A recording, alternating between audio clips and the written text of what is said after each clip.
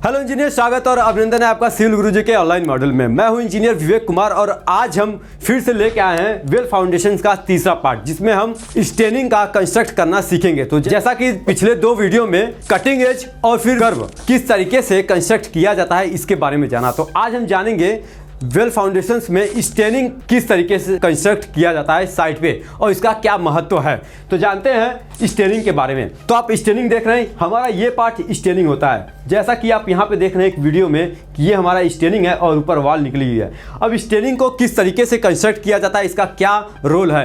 दरअसल ये super structure से आने वाले जो लोड होते हैं वो हमारे स्टेनिंग में आते हैं और स्टेनिंग में आने के बाद फिर जाते हैं कर्व में, और कर्व किसको ट्रांसफर करता है, नीचे कटिंग एज को। इस तरीके से जो हमारा स्ट्रक्चर सेफ जोन में रहता है। तो आप स्टेनिंग एक वॉल है, ये एज पर ड्राइंग के हिसाब से कंस्ट्रक्ट किया जाता है और इसकी जो शटरिंग होती है वो 1 मीटर से लेके 1500 mm तक का होता है। इसमें हम वॉल को जो हमारा वहाँ पे कटिंग बेंडिंग स्टील जो होते हैं उसको वहाँ पे फिक्स करते हैं, फिर शटरिंग लगाते हैं और लगाने के बाद हम कुछ इस तरीके से बकेट से हम इसको कास्टिंग करते हैं।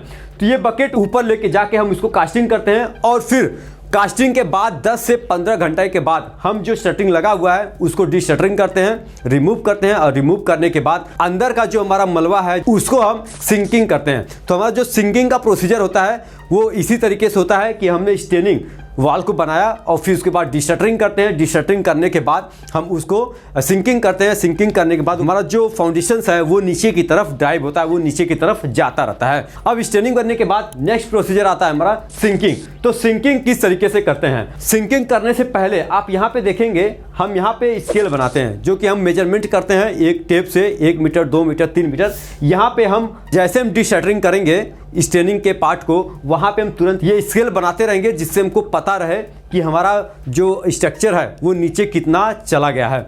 तो हम मीटर का हिसाब हम इसी तरीके से लगाएंगे कि हमको कितना, जितना हमको एज पर ड्राइंग के हिसाब से दिया है उतना नीचे गया है कि नहीं गया है। तो सिंकिंग किस तरीके से प्रोसीजर होता है आप देखेंगे यहाँ पे वीडियो में। ये बकेट हमारा है, ये बकेट 0.5 क्यूबिक से लेके अपना 2 क्यूबिक मीटर तक ये वॉल्यूम को उठाएगा और बाहर की तरफ फेंक देता है। तो हम ऐसे ही सिंकिंग का प्रोसीजर करते रहेंगे लगातार और फिर हमारा जो सिंकिंग करने से जो हमारा स्ट्रक्चर है वो नीचे की तरफ दबता रहता है।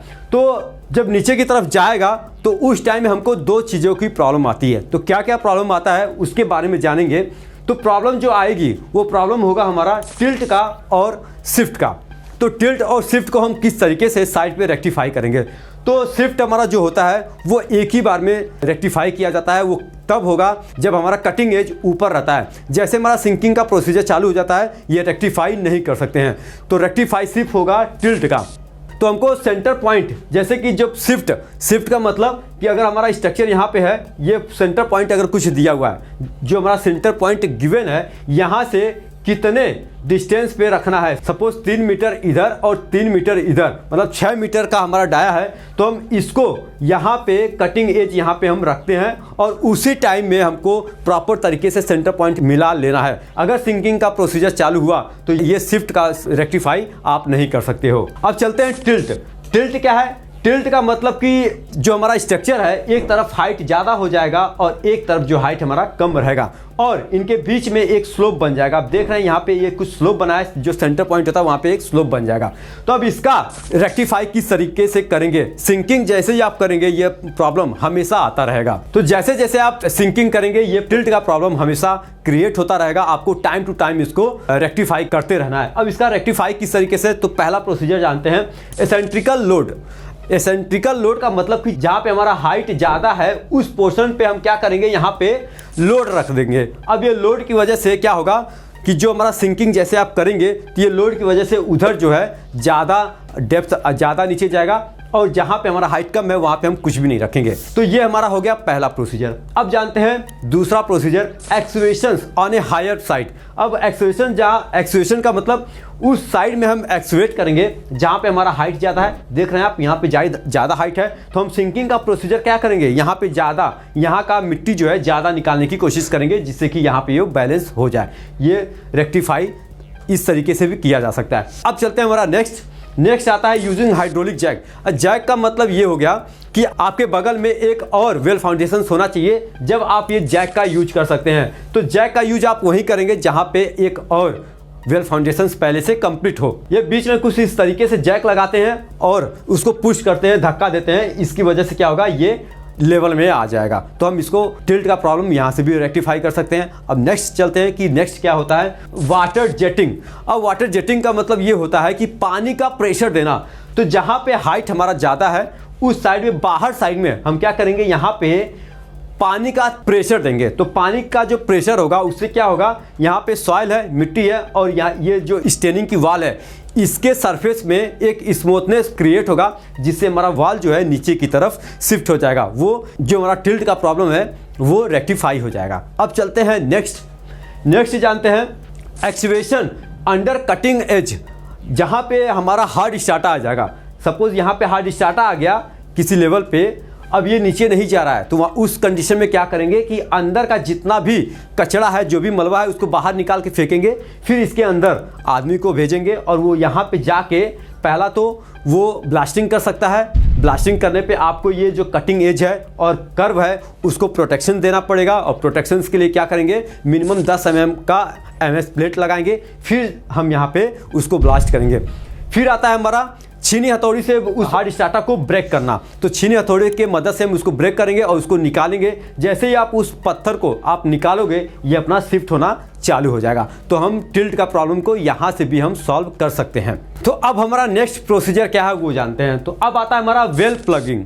तो वेल प्लगिंग क्या होता है ये जान लीजिए कि वेल प्लगिंग हमारा नीचे बॉटम में और टॉप में हम कंक्रीट का वहाँ पे पोरिंग करते हैं, उसी को हम बोलते हैं प्लगिंग। आप देखेंगे यहाँ पे डायग्राम में ये पोर्शंस जो है कर्व तक, यहाँ पे हमने क्या किया है, प्लगिंग किया है।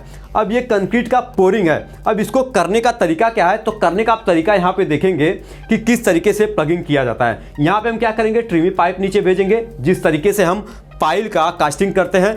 और ठीक अब यहाँ पे ट्रिमी पाइप भेजे और भेजने के बाद क्या करेंगे, यहाँ से हम पोरिंग करेंगे, यहाँ पे हॉपर लगा के कंक्रीट नीचे की तरफ भेजेंगे। अब यहाँ पे इतने हाइट का हम प्लगिंग इसलिए करते हैं कि ताकि हमारा जो वाल है, जो हमारा फाउंडेशंस है, वो स्टेबिलिटी उसमें बनी रहे। आप देख रहे हैं यहाँ पे ट्रिमी पाइप लगाया है, ये हॉपर है, और लगाने के बाद इसमें क्या करेंगे, कंक्रीट का पोरिंग करेंगे। इस तरीके से हम प्लगिंग करते हैं। अब ये कर्व के हाइट तक हमने कंक्रीट डाला और उसके बाद ये जो ऊपर का पोर्शंस है, ये जो हमारा पोर्शंस है, इस पोर्शन पे हम क्या करेंगे, सैंड फिलिंग करेंगे। इसको हमको खाली नहीं रख रहा है, यहाँ पे सैंड फिलिंग रख के इसको फिक्स करेंगे। फिर ऊपर आते ही यहाँ पे भी हम प्लगिंग करेंगे, टॉप प्लगिंग। तो टॉप प्लगिंग भी हम सैंड हमारा जैसे फिलिंग होगा उसके बाद हम टॉप प्लगिंग में भी 300 mm, 400 mm, 500 mm एज पर ड्राइंग के हिसाब से वहाँ पे भी हम कंक्रीट का प्लगिंग करेंगे। फिर उसके बाद आता है हमारा नेक्स्ट प्रोसीजर, वेल कैप। अब वेल कैप क्या होता है, जैसे हम पाइल कैप बनाते हैं ठीक वैसे यहाँ पे हमारा वेल कैप बनेगा। तो वेल कैप जनरली जिस तरीके से हमारा पाइल कैप के ऊपर का हमारा स्ट्रक्चर तैयार होता है, ठीक वैसे ही फॉर्मूला यहाँ पे भी लगता है, और फिर उसके बाद हमारा स्ट्रक्चर बना के कंप्लीट करते हैं। तो वेल कैप के बाद हमारा आता है पियर, और पियर के बाद आता है हमारा पियर कैप। तो सिंपल सा यही हमारा वेल फाउंडेशन कंस्ट्रक्ट है। इस तरीके से हम इसको कंस्ट्रक्ट करते हैं साइट पे। तो इंजीनियर साहब को वीडियो अच्छी लगी तो वीडियो को लाइक करिए, सब्सक्राइब करिए, और अपने दोस्तों के साथ ज़्यादा से ज़्यादा शेयर करिए, और उनको बताइए कि वेल फाउंडेशन को किस तरीके से साइट पे कंस्ट्रक्ट किया जाता है। तो इसी बात पे आपको मेरे साथ जरूर बोलना होगा। तो करना है खास, तो चलो हमारे साथ सिविल की बात गुरुजी के साथ। तो मिलते हैं आपसे नेक्स्ट वीडियो में एक और अच्छा टॉपिक लेके। आज के लिए अलविदा, जय हिंद।